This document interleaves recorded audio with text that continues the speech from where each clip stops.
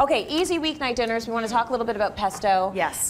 It can be very plentiful. Yes. You know, you can make it by the vat. And in fact, I'm going to commit to this Saturday, and I want you to commit to it too. Okay. I'm going to go to the farmer's market. I'm going to get one of these, or like one of those huge, dirty, big bunches of basil. Yeah. I'm going to make a double, triple batch of pesto. I'm going to put it in the freezer. Okay, and I'm going to do that too?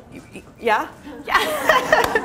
As long as one other person. This is the week, but this is the time to do it. Make your pesto. And it's easy put it in the freezer. I'm just lazy. I'm telling you, on the 3rd of December, when you're like, oh, what am I going to have for supper? And you pull pesto out of your freezer. Yeah. You're going to thank me. Yeah, I know. Call me up. You're going to be like, I'm so glad I did that, Claire. I'm so glad. Okay, so chicken pesto pasta. This is another great meal. You can deconstruct if you need to, or you can put it all together. This is so good, I would serve it to company. Like, I love this. It looks amazing. And it's based on a basil pesto. So we have a recipe for a really easy basil pesto. If you want to not make your own, no problem. Yeah. I always recommend, same with salsa or pesto, try to buy one that's in the refrigerator, that you buy it from the fridge, because the ones that are on the shelf, they've been processed quite a bit so that they're shelf stable. Yep, so I hear ya. if you're not making your own and you're pulling it out of the freezer, just find a pesto that's really tasty. Okay. And you got it. And then you've got it. Okay, so we've got linguine. Yum. Cooked. I don't need enough of that stuff. I know, me neither. Miss linguine. Me too. It's now, good. This is just rotisserie chicken. Yeah. So we're throwing this in. You absolutely do not need this if you don't want to have chicken or you don't have time to go and get one at the store. Yeah. Pasta has a ton of protein already in it, and there's parmesan and nuts in the pesto, so you don't have to worry about you're not getting a balanced meal if you don't put the chicken in. Right. So that's a good one. Now, can you just dump that in? Sure. And my restaurant secret, of course, after you've drained the pasta, you save, well, when you're draining it, you save a little bit of the pasta water, because it's kind of starchy and nice, and that's what you use to turn this into a sauce. You might want this. You want to do a salad toss there. Lovely, good. And then you just add as much or as little of that pasta water as you need to make it a creamy sauce. I just want to eat the pesto, I think. know, you can also just do that. I just had, 2 nights ago, I had toast with pesto.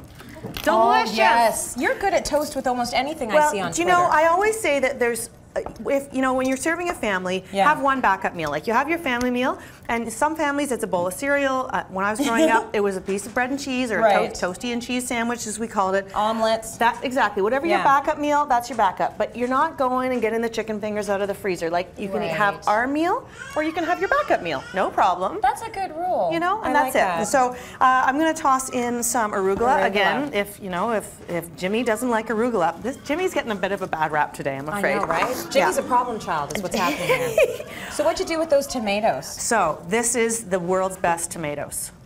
World's best. You just roast them. Yeah. Now, tomatoes are beautiful at this time of year anyways, but even if it's the dead of January, if you roast tomatoes, olive oil, salt and pepper, oven for about 15-20 minutes, they're like candy. I call this tomato candy because they're sweet and rich, and they are so delicious. And tell your kids that too, because they like anything. You think like a marketer. Candy. Yeah, that's right. So you put in your tomato candy. If your kids don't want tomato candy, they're not allowed to have, you know, jujubes in their pasta at my house.